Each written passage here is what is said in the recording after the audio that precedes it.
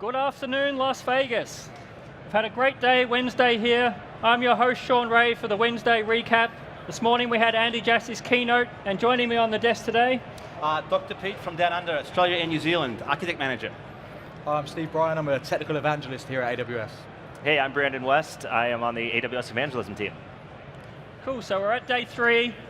We're just talking before, it's been a long re:Invent. We've still got one more day tomorrow with Werner. We've had a bunch of announcements, we've had a bunch of events, we've had 3 keynotes now, and so there's a lot going on and a lot we want to talk about. We were just looking at the actual Twitter feed, and we noticed that security is the #1 tweeted product category for AWS re:Invent this year. So over 1,000 tweets just today on security. Probably for some of the services we launched across security. Yeah, sure. We launched AWS Security Hub today. So AWS Security Hub is a new service we're launching in preview, and it gives you a comprehensive view of your high priority security alerts and compliance across all of your AWS resources. So this is a great tool for our customers to get that kind of holistic view of the whole of their AWS environment from a security perspective. Yeah, cool. I think it works with AWS organizations, so if you've got multiple accounts, it will feed things up like guard duty, inspector, Macy, and Macy as well. So you'll get all of your findings in one place, which is something that we've been talking to customers about, and they've told us that they really like. The other really interesting announcement today was, basically dropping your own Pete Stansky region. You want to talk a little bit about that? Talk to Pete now. Yeah. You got to buy one and get it at home, or I'll put one under the stairs. Yes. Yeah. So AWS Outpost, as some of you may have heard about, is really interesting because it's a rack that you can drop anywhere, and it basically appears in your console as your own region, Sean, as you said. So it comes in 2 flavors. It looks like EC2. When you want to run it, so that's mode 1, and mode 2 is actually be able to run a VMware on the same rack. So it's a really disruptive model, Sean, to actually be able to get physical kit. We manage the infrastructure for you. It'll appear in the AWS console as your own region. So if you have a specific use case where you want to bring more of the cloud into your own data center, for instance, because you've got regulatory compliance issues, or you just need to be able to do more of what you do in the cloud in your data centers, at least for now, you now have the option. Yeah, and I think this might be really useful for some of our customers who have low connectivity. So if you think about customers in the oil and gas sector, the mining sectors, for example, where satellite connectivity maybe only passes by once or twice a day, the opportunity to have those same AWS APIs on-prem and be able to do that computational intensive work, but then connect to the cloud later on. I think that's going to be an interesting use case. It's a tooling thing as well, right? A lot of people are very comfortable with EC2 APIs, and this thing will actually react the same way. Yeah.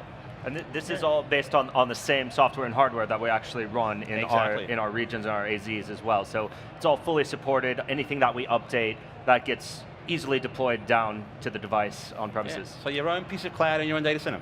Yeah, especially Tuesday Night Live, Pete DeSantis talked about this. We talked about our Annapurna cards, our custom hardware. So that's actually what you're getting. It's not a kind of third-party solution. It's actually you're getting an AWS rack just like we would use, fully managed.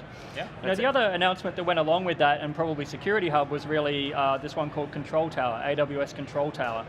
And what this is it allows you from a master account to manage your entire organization for basically a landing zone. So if you're trying to get started with the cloud, you want some guardrails. Sometimes it can be quite overwhelming when you see things like config rules and networking configuration and a whole bunch of other things that you need to get started. In the past we would get partners and ProServe to go and help these customers, and it would take months to do this. So we've listened to those customers, and now you can use Control Tower to basically deploy you an opinionated landing zone so you can get started. AWS manages the guardrails for you, and hopefully we should see customers get onboarded much quicker through the cloud. This is huge for our large enterprise customers, right? Because what they're looking for is multi-account stamping out of opinionated accounts configured to your particular profile. So those landing zones are pretty critical. Yeah, I think this one is really cool too, because understanding security best practices and how to apply them, it's really, really complex. So being able to have some of these patterns already available in place and just kind of turn them on and off and set things up is really, really powerful. I think it's a great way to add really robust security to anything you're running in the cloud. And aligned with the AWS well-architected framework as well, so all the best practices baked in. We also launched DynamoDB On Demand today. So DynamoDB On Demand is a new feature for AWS DynamoDB that means that you no longer have to configure your write or read throughput on your DynamoDB tables. So now we've kind of got this truly serverless DynamoDB where you only pay for when you have throughput going through to your tables, which is a great step forward for our DynamoDB customers. The thing I really like about this is that you can convert a table that has manually provisioned capacity onto on-demand or back again based on your use case. So there's no need to migrate that data to a new table. You can actually just update the settings and have the new configuration. This is the kind of abstraction that I really, really love about using managed services provided by AWS, right? As a developer, I'm really not that great at forecasting usage and trying to predict how many read and write inputs and outputs do I need for my Dynamo database tables. This lets me just kind of turn it on and let AWS take care of all the heavy lifting so I can focus on what actually differentiates my product. Yeah, along with our transactions that we launched yesterday with Werner Dynamo, I think that's a really key feature. I actually, every time I build a project or do a demo, I actually just put 25 read, 25 write, and just so won't have to do that anymore. That's your right, yeah. Yeah, that's right. 25 is the magic number. The other thing, I guess, there's been a lot of hype around things like blockchain. We've been in the past, and Andy has said, we've been talking to customers, but we couldn't really see a clear use case. We changed that this morning with some of the announcements. Quantum Ledger DB, based on QLDB that we use internally to power some of our systems. It's a managed ledger database. It's cryptographically sound and immutable. I can see just massive amounts of use cases across our current customer base. It's incredible because what you can do with it basically is every transaction is non-repeatable, right? You make a change, you make a transition, in most databases you lose those records, so in the actual event log, everything's encrypted to make sure that you can play back. So if you're doing property transfers between buyers and sellers, anything that requires tracing back to the origin of the original transaction and things can fork off, is covered in here. So it's a pretty powerful way of actually keeping tabs on what's actually changed over time. Absolutely, and sort of along those same lines, a ledger database is centralized, it has a central authority. We also announced AWS Manage Blockchain, which is obviously blockchain decentralized. That's useful if you have people who might be committing transactions where you don't fully trust them. You need to establish consensus. And so between the two, the Quantum Ledger database and AWS Managed Blockchain, I think there's a lot of awesome options now for having these immutable records of transactions. Whether you want them centralized or decentralized, you still have options. And the cool thing about it, they can actually push out the actual transactions into the QLDB as well, out of your blockchain ledgers. Yeah, so, QLDB, what I like, going back to your point about DynamoDB, is that it provides a very familiar SQL-like interface, so it'll be useful for, familiar to developers out there. And secondly, it's truly serverless, similar to the DynamoDB feature, so you're only paying again for what you use, which is great for our customers. Yeah, so, we can't forget about storage. We also like to talk about, all the cool services that we release. But the reality is that most organizations, they use, storage that's been around for a long time. We did some work this morning, I guess, to consolidate our storage portfolio. We announced that S3 and Glacier APIs are kind of becoming one, and they're going to, sort of merge together. And we also announced Amazon FSx. It's got Windows Server support, Pete. Yes, so, and for those of you that know me, I love Windows. Don't hit me. So it's a managed Windows file system, which is pretty much compliant with Active Directory, all of the ACLs, all the security elements most people are actually used to. And allows replication, so for those of you who are pretty much knee-deep in the Windows file system, it's got all the bits and pieces you want. And if that wasn't enough, we also supposed to support Lustre. Lustre has been very popular on AWS. Many organizations and customers actually use Lustre. Having a multi-AZ is incredibly powerful. Let's pretend for a second that I have no idea what Lustre is, just totally pretending. What is Lustre? It's another file system. It's a distributed file system. It's used heavily in HPC workloads. I used to work with our academic customers quite a lot, and it's very popular for HPC there. So I think it's going to be really, really popular there. The cool thing about the FSx for Lustre is that you can have either a local Lustre file system, but you can also offload to S3 in the back end as well, which is really nice. Obviously, Lustre's a high-performance file system for HPC.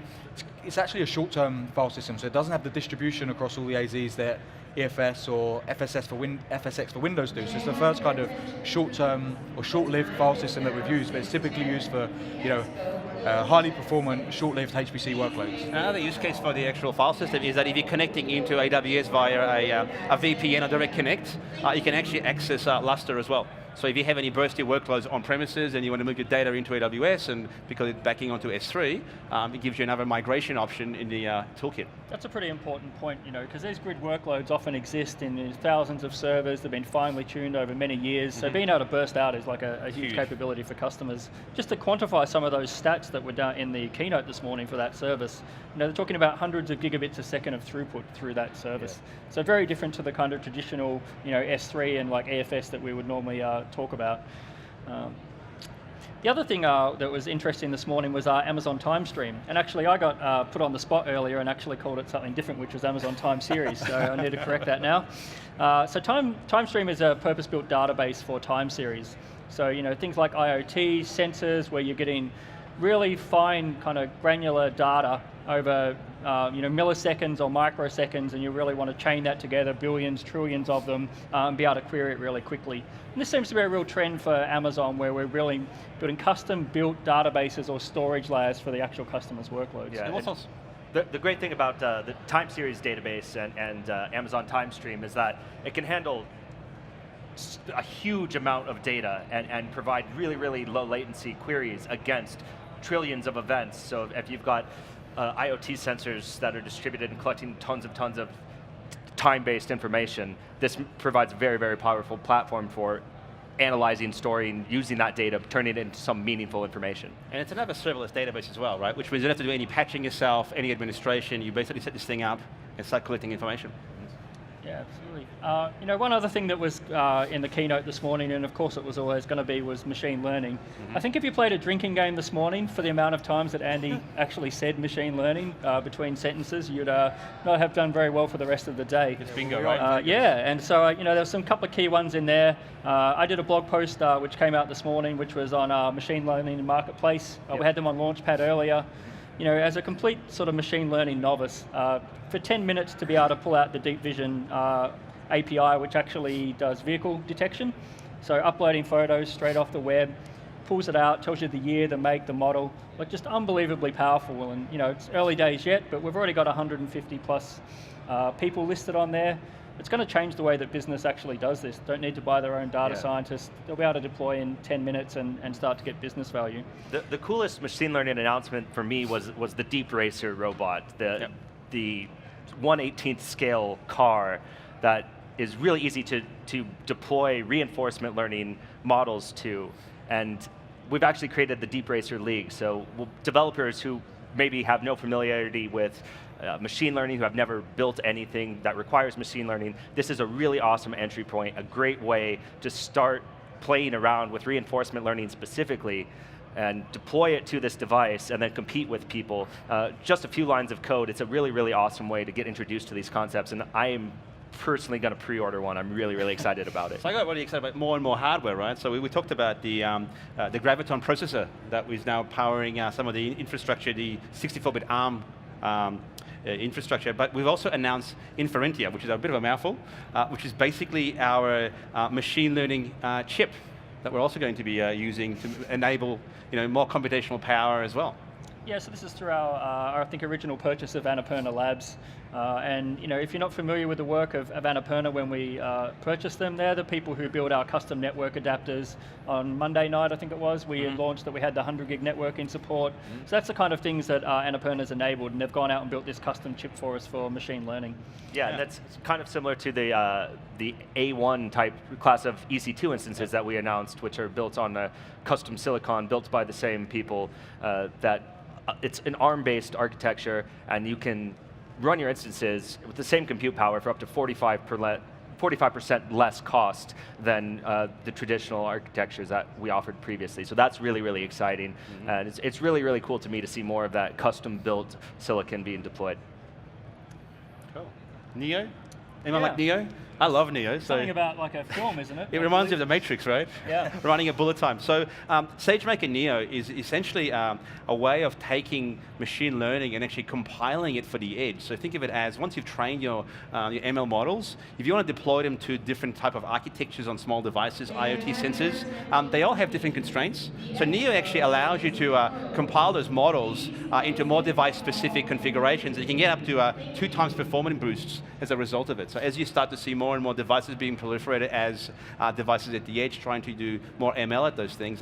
Neo is certainly going to make things run a little bit quicker. Yeah, I quite like the tagline of that from the blog, which was, kind of train once and deploy anywhere.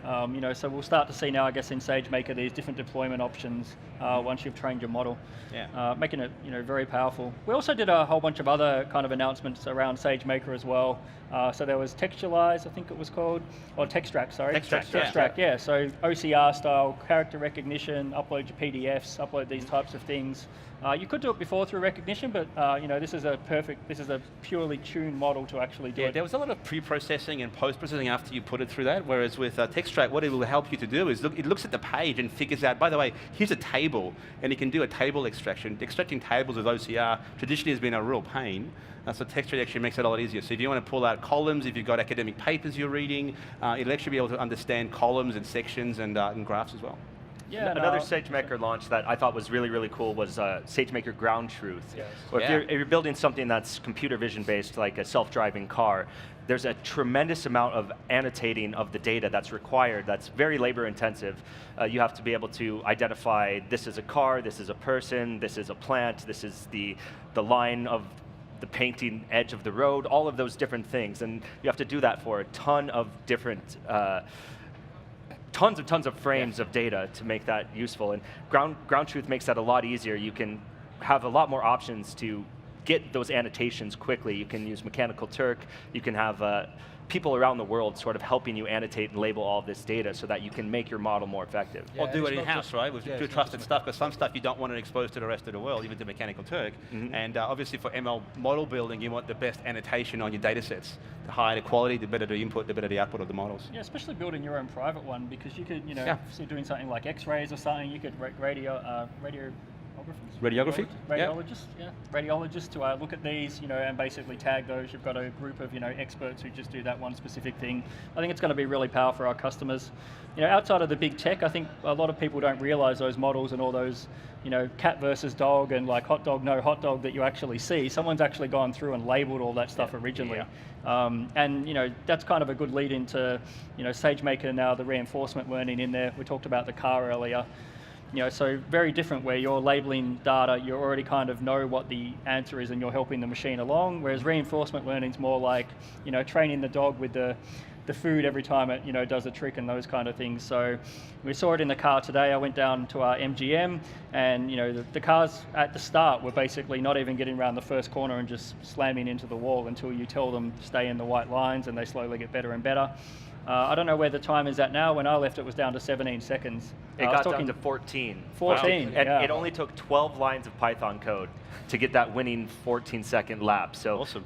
Really, really awesome. Yeah. It's the thing that's most exciting to me about anything we've announced so far. Yeah. I like how do robots. we get one? That's what I need to know.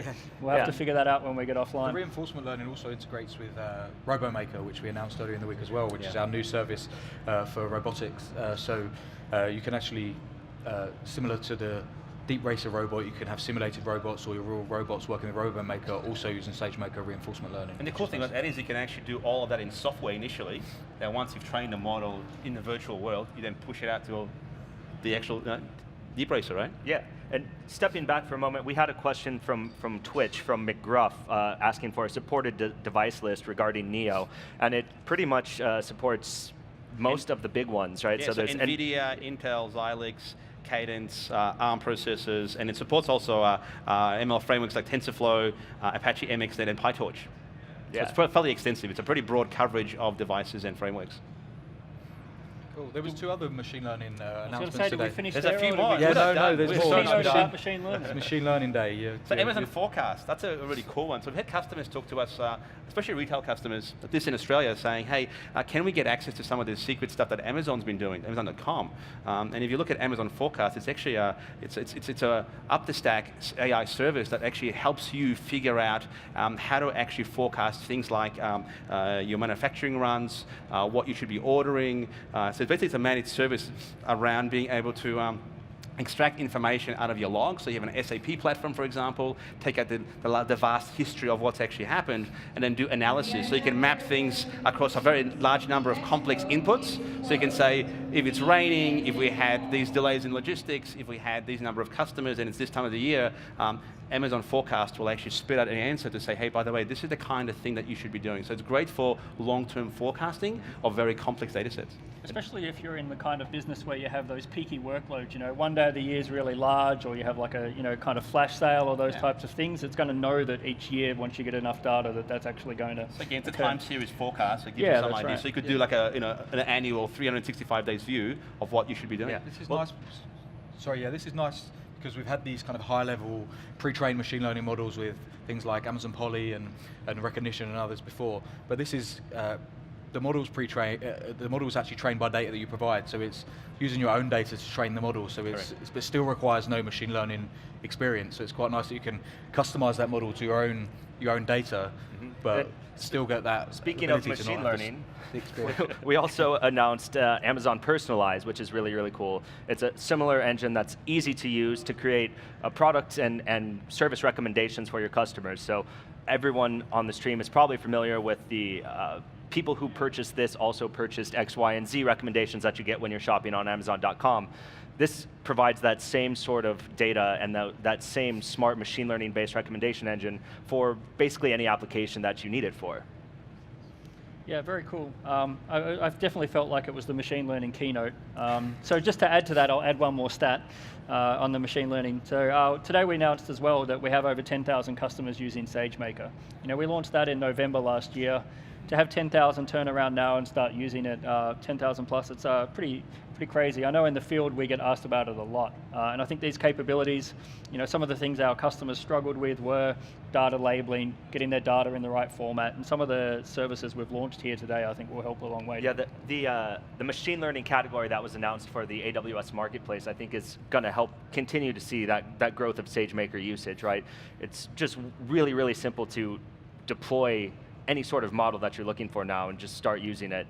Really, really exciting stuff. And, we often talk about, data is the new oil, right? And, using vast amounts of data and, being able to create those ML models can actually, give you another revenue stream if you're a customer. Whether it's the medical imaging you were just talking about, or whether it's using some other information that you're actually sitting on, exposing it through the ML marketplace, I think is a really great channel to market for a lot of organizations. And it gives them another way of monetization of the data that they're actually sitting on. There's a few questions on the chat here. One from Gal 0007 says, if I'm not wrong, Personalized is not a machine learning base. Correct me if I'm wrong. So, wow. Well, it is actually a machine learning service. Yeah, it's a machine for learning developers, service, right? But you don't need machine learning experience to be able to use it. So by the way, we're qualified. pre-trained. So the way that you feed it, I believe, is Clickstream, right? So Correct. It's basically integrated with Clickstream, so you can feed it from your native apps, or you can feed it from popular Clickstream. I believe the service team is going to, do open source SDKs so that you can actually onboard that Clickstreaming, and also from our services, things like Kinesis. Correct. So think of it as you feed your data in, and you get your personalized information out. Hope that answers the question.